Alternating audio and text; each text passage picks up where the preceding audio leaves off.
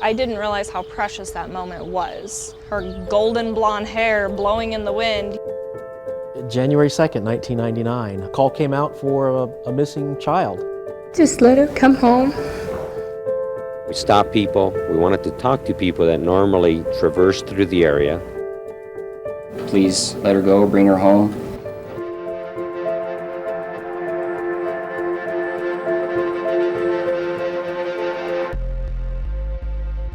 You're listening to True Crime Arizona, the podcast.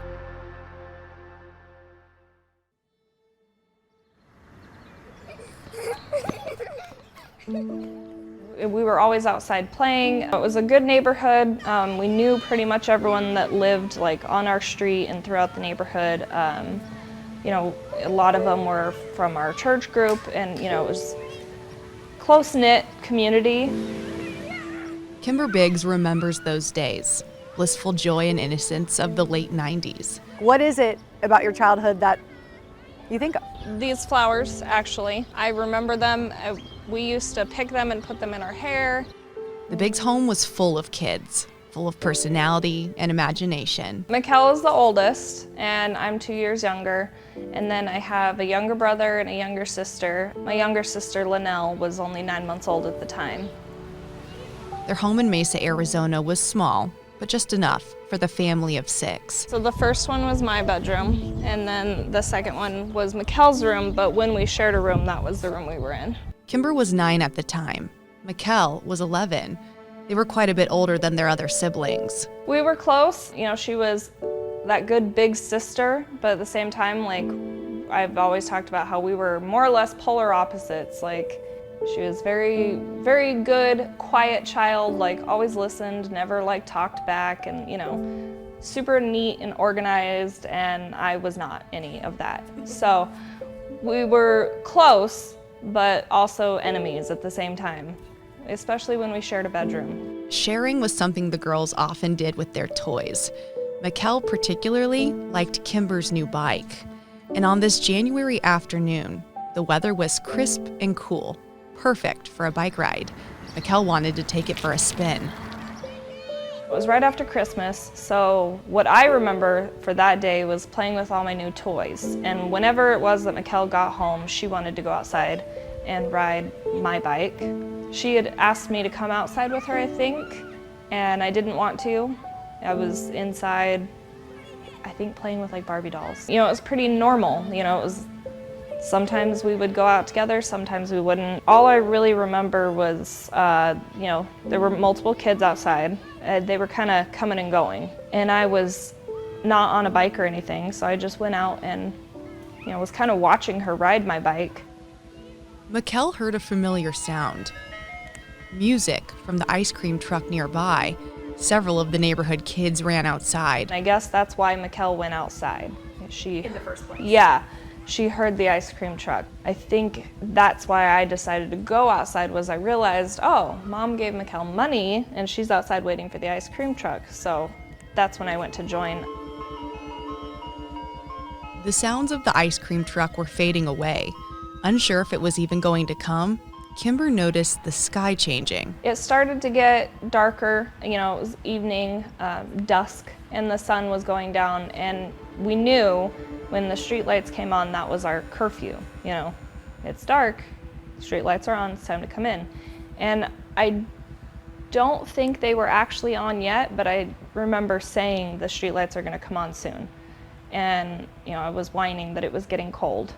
And I mean, it was January and evening, but we were both out there in short sleeve shirts. Like, Arizona. Yeah, Arizona, totally. And I whined at her that it was time to go in, and she wouldn't come in. She was like, no, not yet. Like, you know, I'm the big sister, I'll do what I want, kind of thing. And I think we argued about it for a minute. I don't really remember, but it was basically like, I know if you don't come in with me, I'm just gonna have to come back out here and get you when I get home. Like, Mom's gonna tell me. And that's exactly what happened. You know, I was like, fine, I'm going inside. And I remember right before I walked off, I was like, I turned around and I looked back at her to like I was gonna cross the road. So I was just making sure there were no cars coming in. I saw her, going in a circle. And I crossed the road and walked, and that was the last time I looked back. Kimber remembers exactly what Mikelle looked like when she left her. It was almost picturesque. Kimber didn't think much of it at the time. Now, it seems fitting, like the finale of a film. Her blonde hair in the sunset was very flowing behind her, and she was when you stand up when you're riding a bike, she was doing that and just gliding, it was very much like innocent child. I didn't realize how precious that moment was, and it is very much like a movie scene. Her golden blonde hair blowing in the wind. I didn't know anything was going to change in that moment. It was definitely very pivotal for my childhood, if not the end of my innocence, I guess. Kimber left Mikelle to walk home. It wasn't far at all. How far was where she was riding the bike from your house? 2 or 3 houses down. Very close? Yeah. Okay. Yeah, you can see the T in the road where she was riding from the driveway. And as soon as I opened the door, my mom's like, nope, go get Mikelle. She has to come in. And I remember being very annoyed because I knew that was what was gonna happen. So you walk back? Yeah, I walked back, I yelled from the driveway, Mikelle, all annoyed. And then that's when I turned and I looked, and I didn't see her down there, so I looked the other way and I was like, okay, where's she, Right. I was instantly mad that she wasn't coming. Irritated Mikelle wasn't listening, Kimber walked toward where she had last seen her sister. What is that in the road? And as I started to walk towards it, when I recall it, it's like I'm floating. I realized it was my bike, and I was confused and mad that she left my bike in the road, kind of thing. I just saw something, and the tire on it was still spinning, and it was dusk, so it was getting darker, and I remember it at that point, even though I didn't know anything was wrong, I just remember feeling, I don't even know the word, just off. Something felt off. As I yelled into the silence, And there was no response? Yeah, no response, and my thought was she's probably hiding around the corner, she's gonna jump out and scare me. She was over the prank she thought Mikelle was playing. It wasn't funny anymore. She went to their neighbors, the Miller's house, to see if Mikelle had gone there. They'd play with the Millers often. I walked to their house, and they were like, she's not here, and we just saw her outside a few minutes ago. They all walked outside, and on the ground, found something shiny. 2 quarters. The quarters Kimber and Mikelle's mom had given Mikelle for the ice cream truck. And I just remember him very sternly saying, go home and tell your mom we can't find Mikelle. She ran home to her mom right away. And I said, we can't find Mikelle. And her face went white.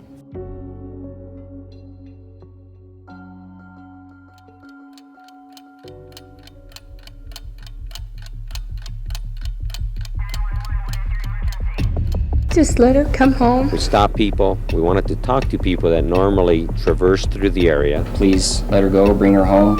The date has now become unforgettable. January 2nd, 1999. Call came out for a missing child.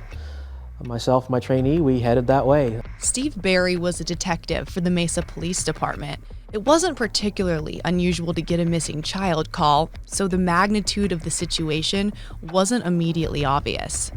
When did you get to the scene, and what did you notice right away? Of course, we responded right away. Several officers began flooding the area like we always do as the responding officer goes to the house and contacts the parents or reporting party to try and find out, the situation and where the child might be.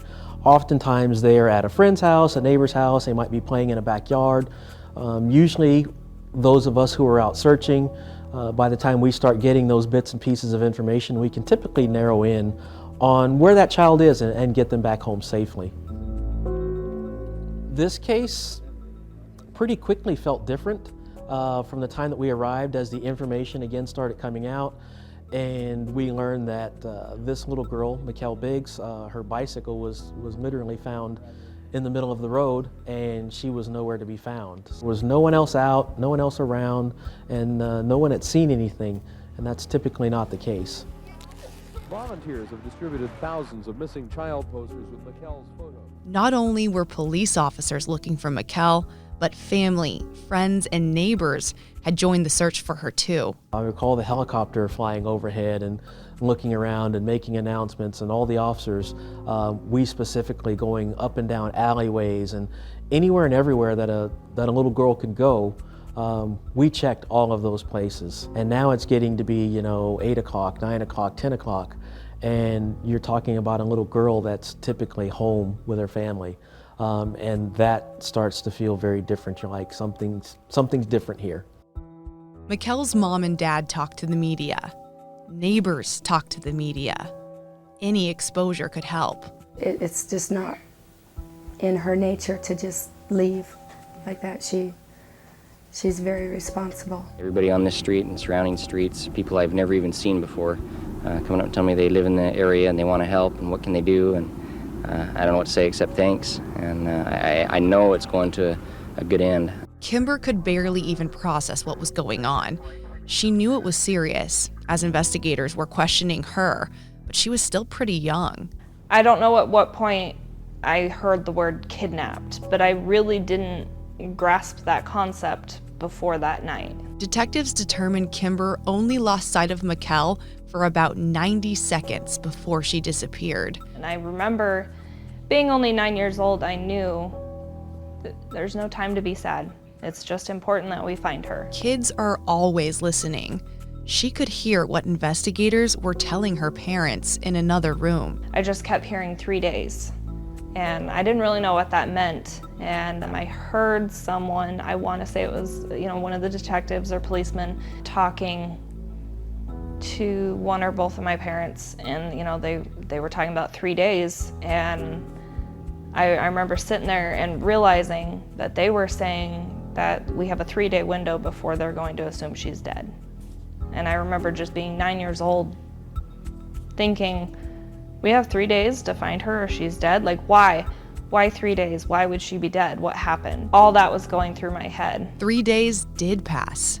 In fact, weeks passed, then months. She needs her mother.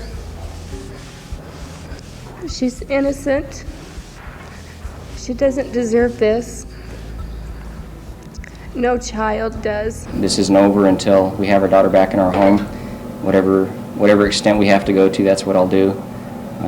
Whether that takes another hour or another year. 4 by 4 mile chunk of Sonoran Desert.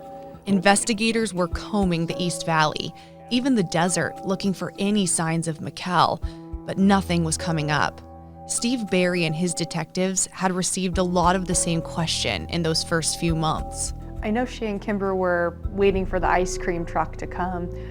Was there ever a thought that either the ice cream truck or an ice cream delivery type person could have been involved in the disappearance? Absolutely. Any tidbit of information like that is always going to be looked at. In this case, as you said, there was a report of the ice cream truck in the area. You can rest assured that anyone and everyone within the state of Arizona in reasonable proximity with an ice cream truck, we were looking at all of those things to find out who was in the area. We were able to locate them. We were able to find out where they were, who they were. But again, those were all leads that ultimately that went nowhere. So the ice cream truck was ruled out? That was absolutely ruled out. For about a year, the leads went cold until a new incident, a terrifying incident, happened very close to the Biggs home. What do you think happened to Mikelle that night? Do you have a feeling or an intuition of what took place? I feel like I'm still unsure. For years we thought it was stranger abduction, and the Dee Blaylock gets brought up a lot. Who is Dee Blaylock? Kimber had never heard the name before, but it's a name that would become a huge part of the investigation and never go away. With thousands of leads coming in, Mesa police know they need to narrow their search.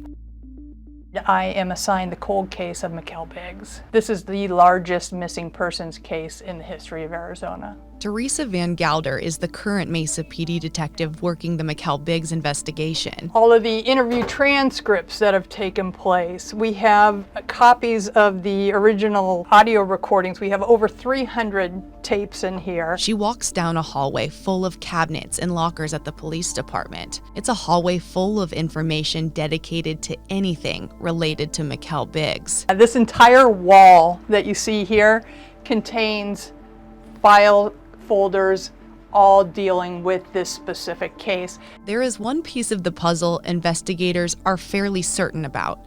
Search dogs did pick up Mikelle's scent, but lost it very quickly. Does everything lead to that she was picked up and put in a car and taken as opposed to dragged or forced somewhere nearby in the area? Yes, yes. With the amount of the limited amount of time that this took place in before people were out looking for her, yes, and nobody seeing or hearing her put up a struggle, everything indicates that she was placed in a vehicle. That means somebody would have had to pick Mikelle up almost immediately after Kimber walked away. That person had to be close by. Eventually, eyes turned to Dee Blaylock. Can you explain who he is and his potential involvement in this case? Yes. Dee Blaylock lived in the same neighborhood as the Biggs, about 4 little neighborhood blocks down, and was in the direct line of the intersection where Mikelle was taken from. He was a registered sex offender. He had numerous cases going back over the years from the time he was younger. And his different cases, when you look at them, they were very random. Some of his victims he did not know, they were strangers. Some he did know. They ranged in different ages and sex. So he was an opportunist from researching his background. And so his profile basically fit. He had, the location was close to it as opposed to his history. He was spoken to that night. Detectives did go to his house, and at that time, his wife and his sister-in-law were home, and they informed the detectives that he was home all night.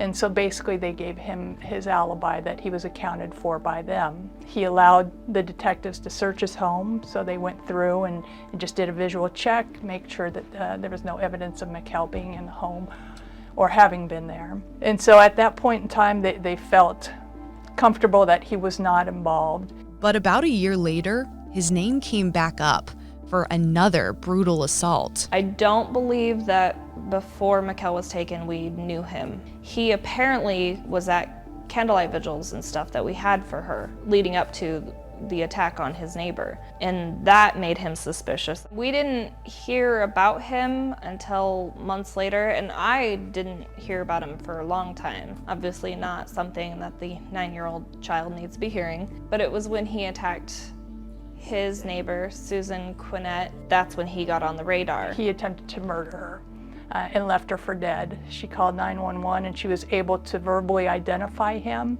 And later we had DNA evidence linking Dee Blaylock to that assault. So again, now he was back on our radar that he was active and he was violent, very violent.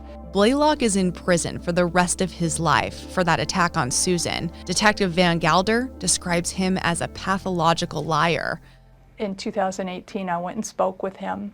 He still denies any kind of involvement. Even when presented with DNA evidence, he claimed innocence and that it was, bad investigation. And when you look back at his previous cases as well, he never accepted any kind of responsibility for his acts. He would always lie.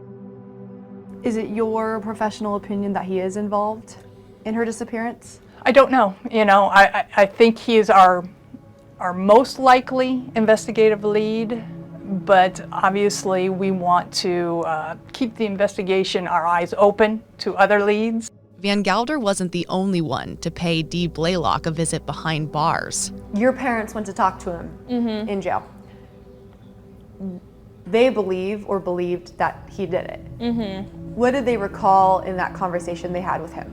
All I really remember of what they've said about that was that He seemed, I think, like split personality almost. Like he would act like he was going to give him information and then he'd turn around and act like he didn't know anything. I believe before they met, they, exchanged some letters, and, he more or less made it seem like he would tell them what happened.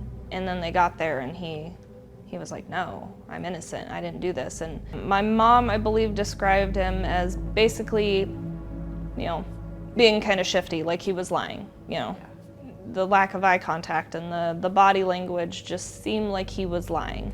I think they both kind of said that they got just a dark feeling, a bad feeling about him. One of the quotes I read, I think, was your mom saying that he had said, like, I can't be responsible for what my other personality does. Yeah, something like that. Does that ring a bell? Yeah. So it was definitely like, there's plenty of circumstantial evidence, plenty of suspicion there, and, it would make sense. He's made it pretty clear he's not gonna say anything. I don't think he'll ever confess if he did do it. Do you think he did it?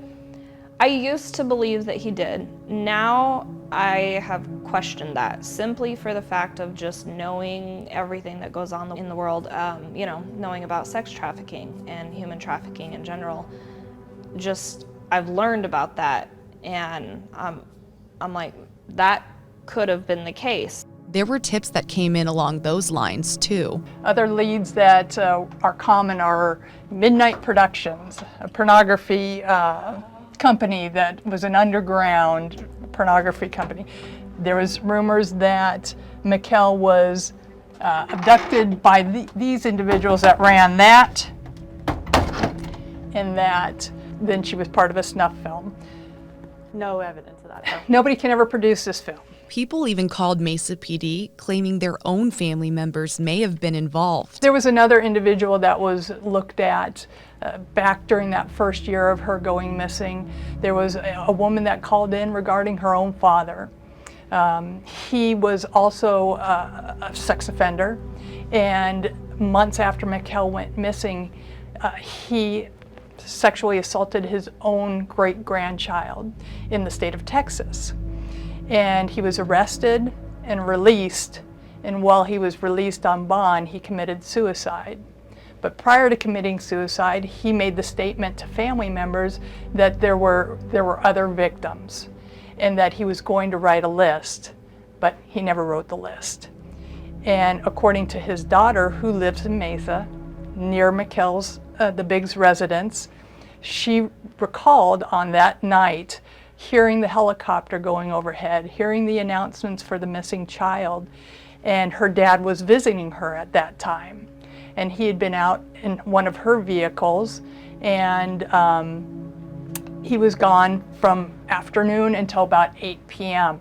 And she said that when he got home, she asked him where he had been all day, and his comment to her was, "I got lost." And she said, "My dad knew the area. He did not get lost." So again, she rose suspicion on her own father that he may have been involved. Detectives actually went out to Texas and did a search warrant on his residence.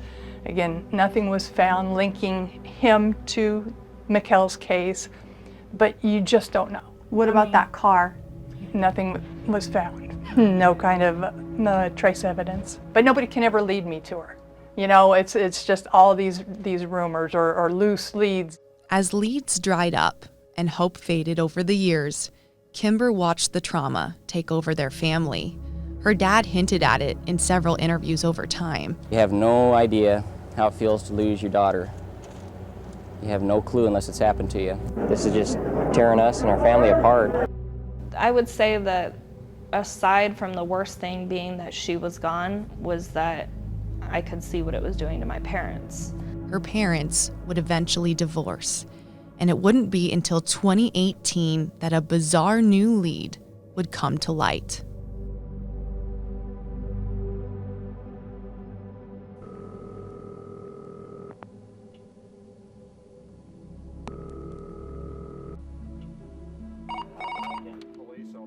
Detective Steve Barry wondered why a Wisconsin number was calling him. I got a call from Wisconsin, I believe it was, one day, a reporter asking me about the Mikelle Biggs case, and I'm like, this is just really random.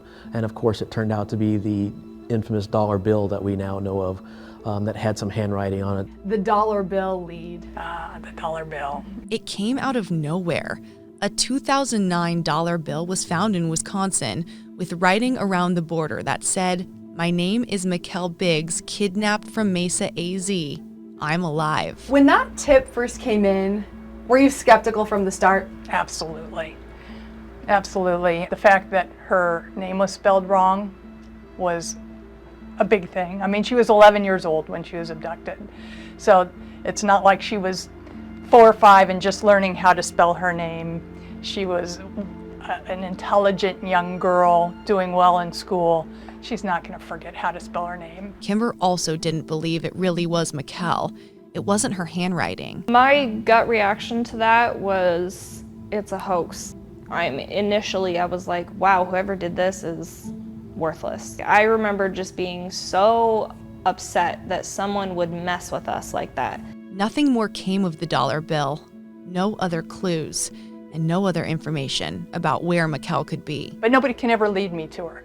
You know, it's just all these rumors or loose leads. At this point in time, we're pretty much at dead ends. Detective Van Gelder knows what they need to solve the case. She doesn't think it's impossible, even after all this time. How often are you still getting tips in on this case? Almost weekly. It's a constant flow. The only way we're going to solve this would be is if we get somebody that gives a confession and leads us to her, whether it's her or her remains. Detective Barry says even the smallest detail could break the case wide open. We absolutely need something new. Well, who knows what that little piece of information will be that comes forward. It could be something that is jarred in a mind, someone who has that moment of clarity in their life now for whatever point that they want to bring some information forward. We don't really care how or why it comes forward. We just need that little nugget of something that might lead us to where Mikelle is. It's now 2021, a thought that haunts everyone involved in this case for so many reasons. One thought, it's now been 22 years of desperately searching for any clues. Mikelle would be 33 years old. But another thought, how much different things could be if this abduction had happened now. There's almost nothing that's not captured anymore somewhere. If someone's fleeing a scene, they go through a red light camera because they're fleeing a scene or trying to get away, and they get captured that way, or the neighbor's camera, or they drive through the gas station and the convenience store, and it might capture their vehicle going through. None of those things were really around back in '99. Nobody even knew what a Ring camera was. No. Didn't exist back then. And you look at modern society today, if you go up and down any street in urban America, there's hundreds of cameras. Right. They're everywhere. It's much easier in today's world to follow someone's actions. And certainly if you have a strong investigative lead or something, you know, you can follow cell phone technology and a lot of other things that would tell you where a person's been nowadays. And back then, that wasn't very prevalent. Neither was social media. Kimber runs the Justice for Mikelle Biggs Facebook page. I get more comments and messages than I could ever count. I do feel like that, you know, if it hadn't been for the time, that it would be very likely that we would have answers. Both investigators and the Biggs family believe at this point Mikelle is not alive. They also don't believe she's far away. Do you think she's still in Arizona, whether she is alive or dead? I would think so, yes. Again, based on the abduction, odds are that if she was killed, she was probably killed locally and the body dumped somewhere locally.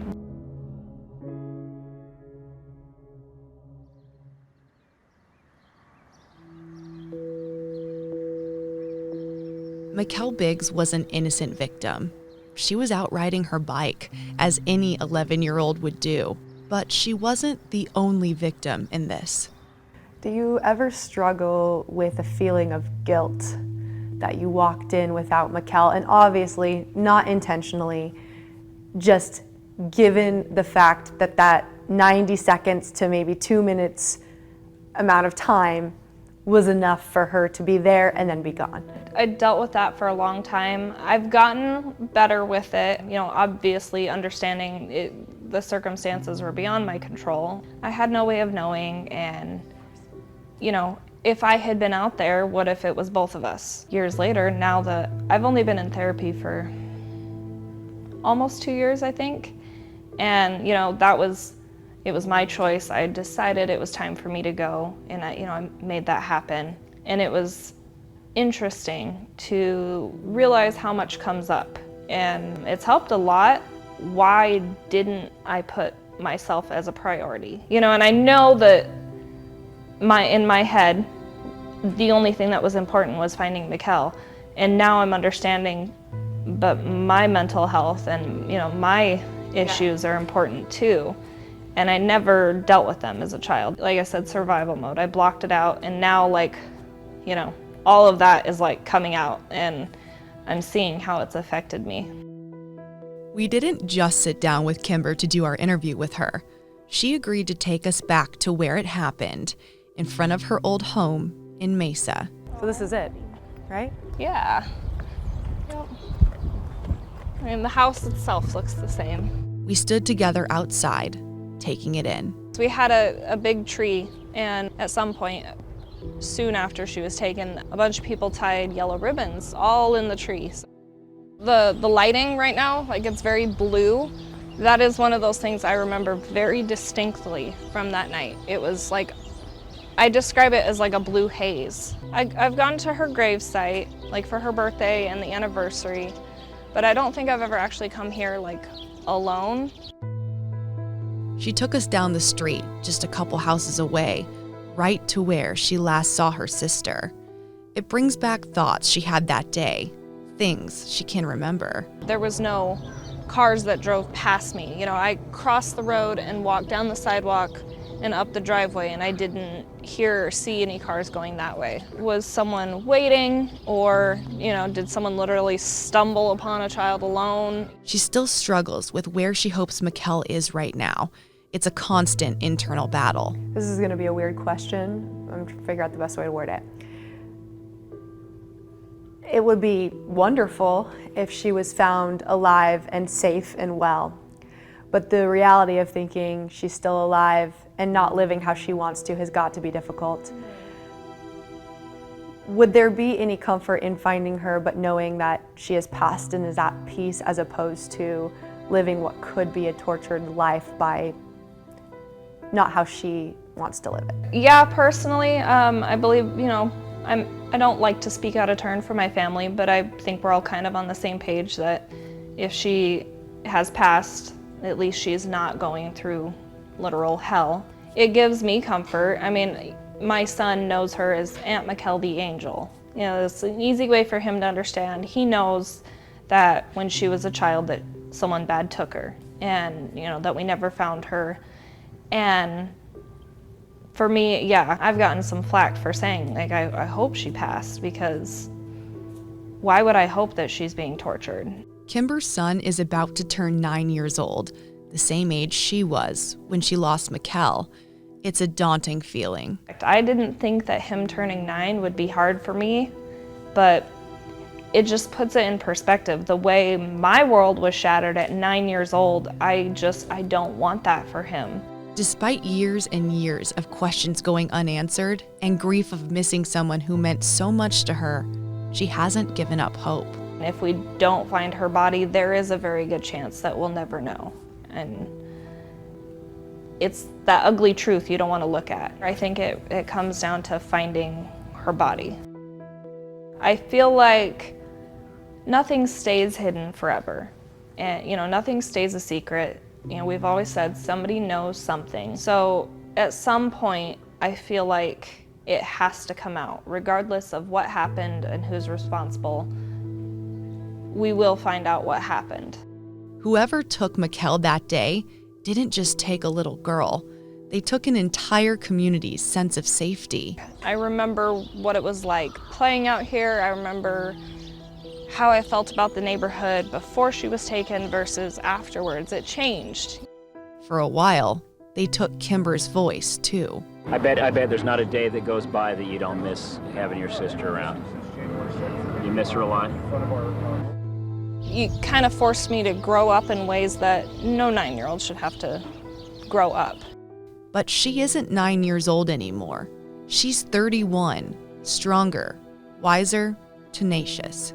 She won't stop fighting until she finds the truth and brings her big sister home. For me, I still want to know who did it, and I personally will not be satisfied until I know who did it. I mean, justice is served.